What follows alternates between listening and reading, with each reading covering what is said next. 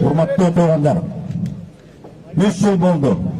3 жылдын ичинде ушул киши өзүнүн Ген прокуратурасына таянып туруп, келинге кыспа ушуга таянып туруп, 30тан ашык полиц заключенныйды камашты. Жыйынтыгы Кыргызстанды тоноду, 5 миллиард сомго карызга малды, Терезия кылып туруп, 5-10 миллион долларды күй салып алып туруп, эң кедей Кыргызстандын элинде эң бай президент болуп отуруп алды. Бул байлыгы мурда отуруп, ушул акыбалга келтирди. Бул күндө Текебаевди убагында эң башында турганда ушу Бектур Асанов, Кадыровдарды камаганда, ушул биз түшүнүштө дагы кирген эмес, ушул Текебаевди камап салат деп.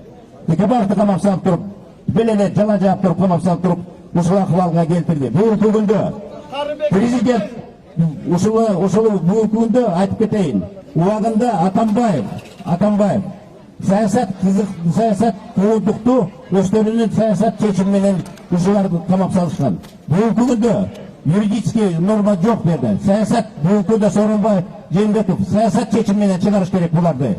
Саясат чечими менен реабилитация кылып бериш керек. Саясат чечими менен элге айтып бериш керек. Экинчи мындай муунтук болбойт.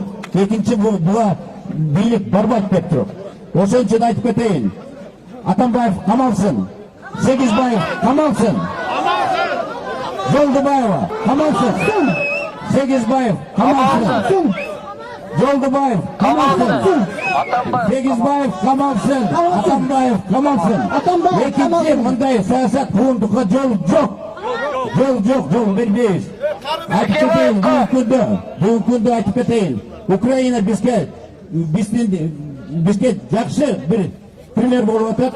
Ошон үчүн берде артисттерибиз барбы, эмелер барбы, ошолордун методдору. Анан Эрнест Карыбеков боюнча өзгөчө айтып кетейин. Энергетик болуп жүрөт, бардык энергетикада эмне болуп атат деп атканда айтып жүргөндө, ошондо дежурный энергетиктер, балдары энергетиктер иштеп аткандар Атамбаевди колдоп отуруп, бул камап салып өздөрү колдоп отуруп ушул акыбалга келтирген. Бектур Кадыровка, Карыбековка боштондук, Садыр Жапаровка боштондук, Текебаевка боштондук.